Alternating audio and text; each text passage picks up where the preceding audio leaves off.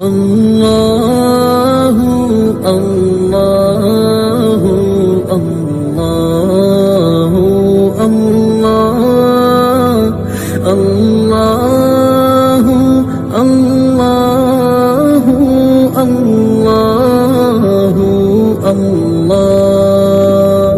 اللہ اللہ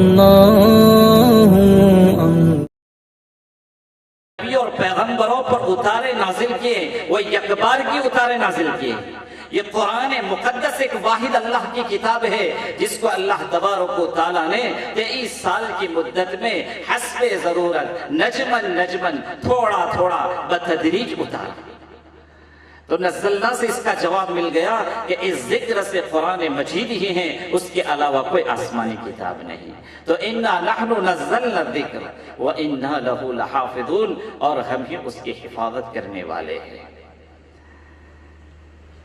میرے بھائیوں، جب اللہ پاک نے اس قرآن مقدس کی حفاظت کی ذمہ داری قبول کی تو اللہ اس کے ظاہر کی بھی حفاظت کرے گا، اللہ اس کے باطن کی بھی حفاظت کرے گا، اللہ اس کے الفاظ کی بھی حفاظت کرے گا، اللہ اس کے معنی کی بھی حفاظت کرے گا، اللہ اس کی کیفیت ادا اور طرق قرات کی بھی حفاظت کرے گا۔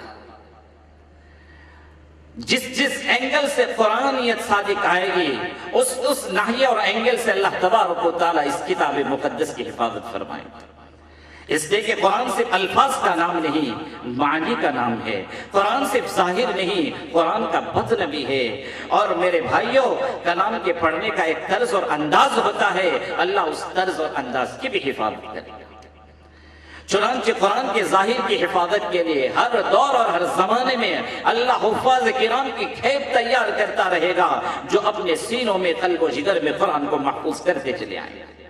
یہ قرآن کا اعجاز ہے، اسی وجہ سے اللہ فرما رہے ہیں وَلَقَدْ يَسَّرْنَا الْقُرْآنَ لِلذِّكْرِ فَهَلْ مِن مُدَّكِرٍ، کہ ہم نے قرآن کو حفظ کے لیے آسان کر دیا، ہے کوئی حفظ کا طلبگار؟